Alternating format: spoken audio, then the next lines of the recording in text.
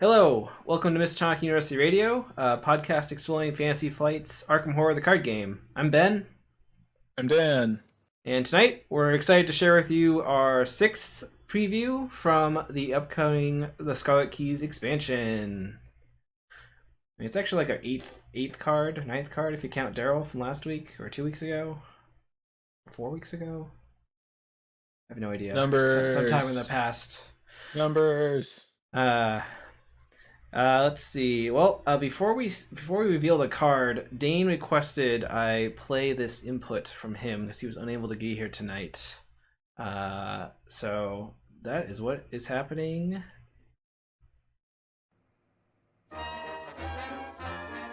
Hey, everyone's favorite Mystic card. It's back! Eldritch Inspiration! Wait. Eldritch Instigation? No.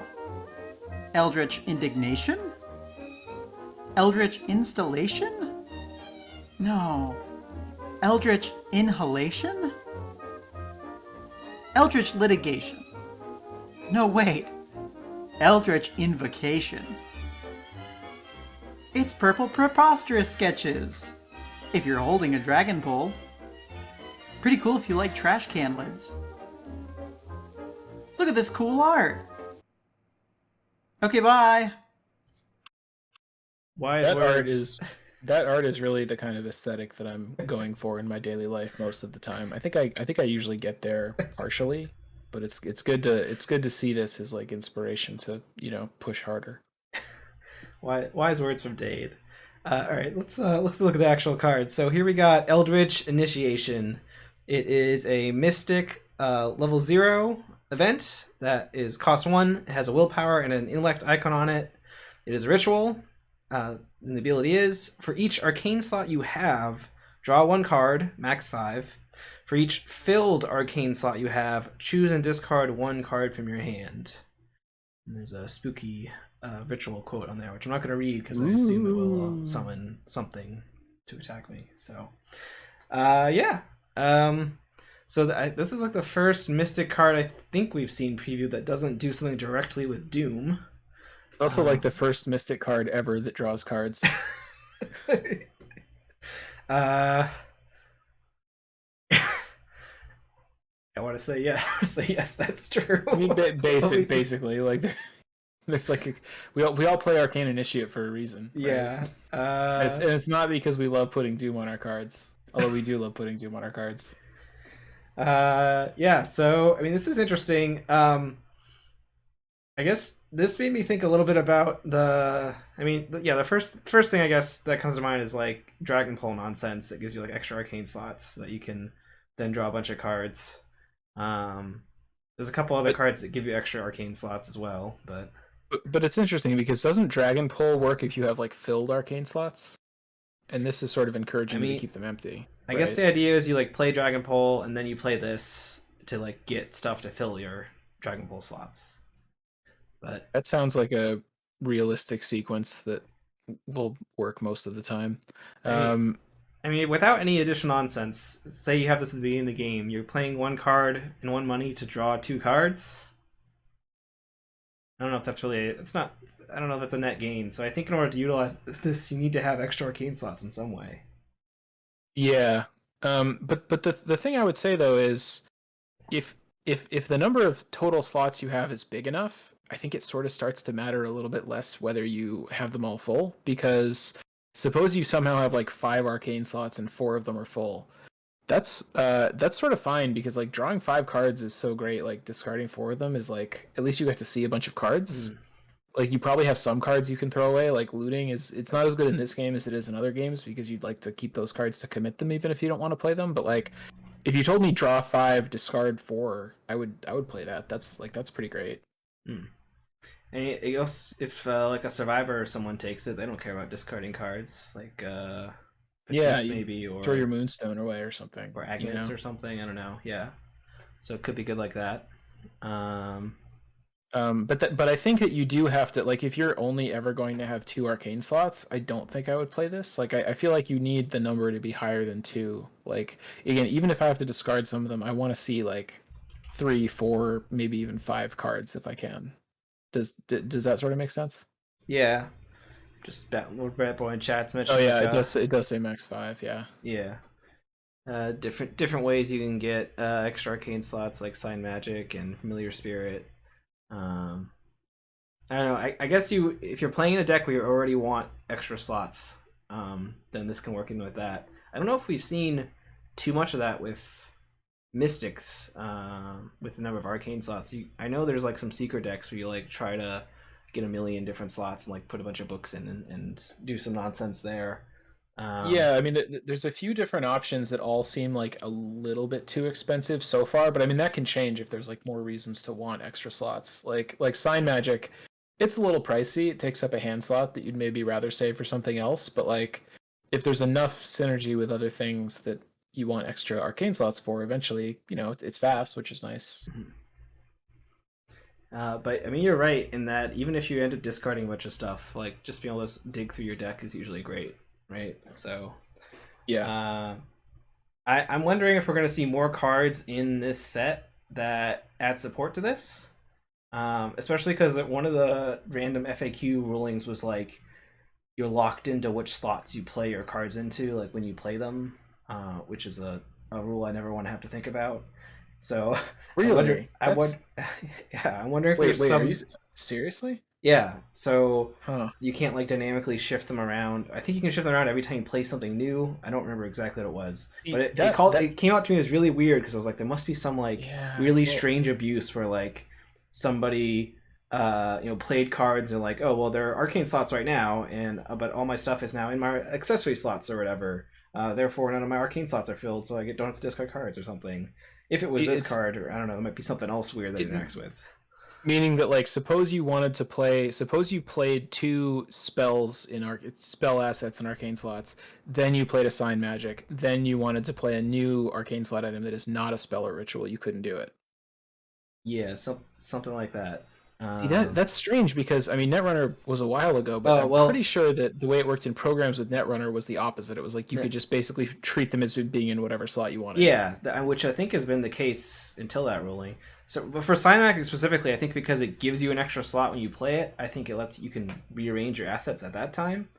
I Oh, don't know. interesting. I don't know. It was a weird FAQ. There was a bunch of stuff in the FAQ, but we're not going to get into it now. But Yeah, it stood out to me as weird because I was like, someone must have done something in playtesting that made them have to put this in there. I feel like it doesn't matter a whole lot anyway because like the vast majority of arcane slot items are spells or rituals, right? Like there might be a few that aren't. Well, I mean, there's a couple cards that like let you use your accessory slots as arcane slots and like vice versa. Or If like that's that. what it is, if you have a magical like, if you have a slot that could be either an accessory or arcane, and you have to like pick when you play it, that kind of makes sense to me. Mm. I thought it was saying like if you have, because like in Netrunner there would be like mem strips was like only virus programs you could, you had extra memory that you can only, that's kind of like Sign Magic sort of. Yeah, but... no, I think it's like, yeah, if your slots can be multi-purpose or you have an item that can go in multiple slots, you pick it when you play it so that you can't like optimize. Got it. Okay, or something. So. I mean that is still a very complicated set of rules to guard against things that will probably never happen, but it makes sense to me kind of. So yeah, but the reason I brought that up is because I suspect this is probably not the only card we're going to see in this set that like does something with slots. That's my suspicion. It is like a relatively unexplored design space prior to Scarlet Keys. Just a couple interesting comments from the chat. Comrade Sim wants a Chaos Theory Investigator with 2 extra arcane slots. Me too, buddy. That would be fun. It would that would definitely be the kind of deck where you would like immediately play this card. Also mentions Agnes with Survivor Access likes this. Yeah, I think if you're playing some of the discard cards, I guess in theory you can get up to 8 arcane slots, says Batboy, if you get 2 Sign Magics, 2 Familiar Spirits, and Hierophant. Well, this would cap out at max 5. Right. Actually, I guess if you like had all those arcade slots filled and you play this, you would draw 5 cards and have to discard 8. If you could somehow get up to that state. That would be really that'd be really annoying.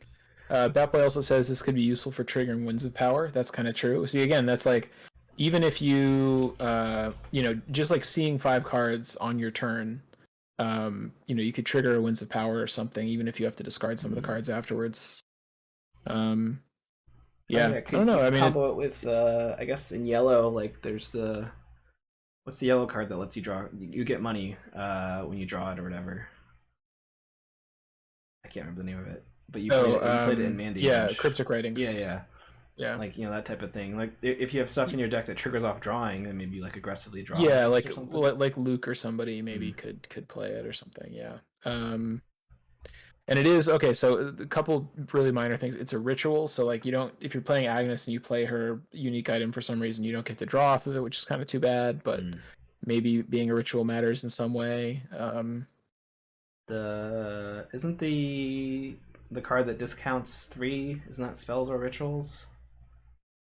Or is it arcane? There's a card that like works with both spells and rituals, and the name is escaping me. But Yeah, there's a lot that connect those two traits together. I think Uncage the Soul. Although you wouldn't really want to play that on this. Yeah, I think like I don't know. My kind of like top line recommendation is like do not play this if you are pretty sure you're only ever going to have 2 arcane slots, because just like $1 and a card and an action to draw 2 cards, even if you don't have to discard any of them, is not super exciting to me, I think. But like if you're gonna have extra slots, then I think this is probably pretty okay. yeah, that's where I'm at too. I think we need to see a little bit more of the card pool to really synergize with. I know there's some stuff that you can like kind of do stuff to give yourself extra arcane slots already, but I don't know how much how well that all fits together so far. So I don't remember what Amina doesn't have like extra slots or something by default, does she? She just does stuff with Doom. I can't remember. Sure. I can't remember her ability off the top of my head. I think she gains something whenever she does nonsense with Doom. So, and I think we've seen like 8 or 10 Mystic cards or something like that previewed so far.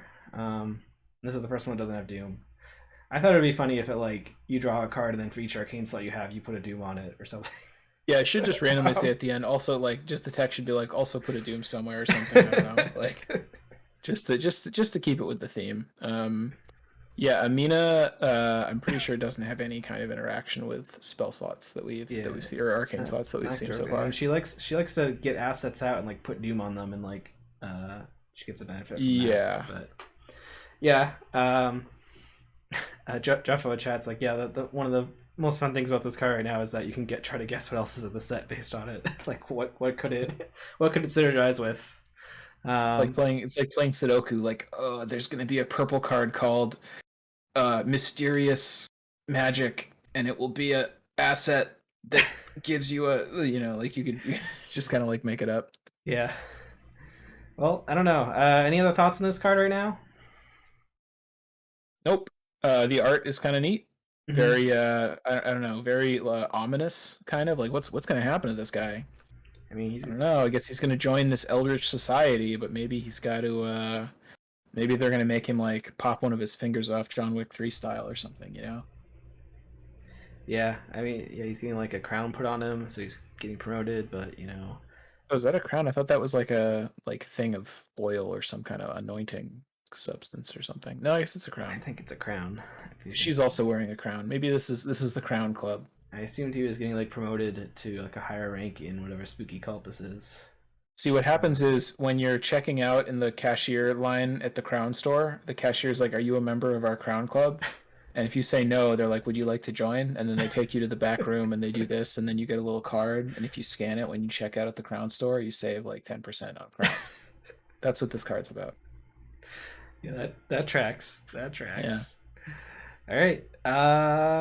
I guess that's it for this one then. Welcome to the Crown Club, everybody, and the Clown Club, because we're all members of the Clown Club already. If anyone has any theories on what this card could possibly mean about other cards in the set, you can let us know in the comments or in our Discord. If you're disappointed this doesn't add Doom in some nonsensical way, that's crazy. I know I am. You chime in about that too. You can find all the links to our socials and in our Discord at social.mur.fm. And you can follow along with what we're doing there. And if you enjoy what we do, we always appreciate a nice comment on your favorite podcast source. or if you're watching this online, like, subscribe, follow, all that nonsense. Thanks everyone for listening in, and we'll catch you next time. Bye, everybody.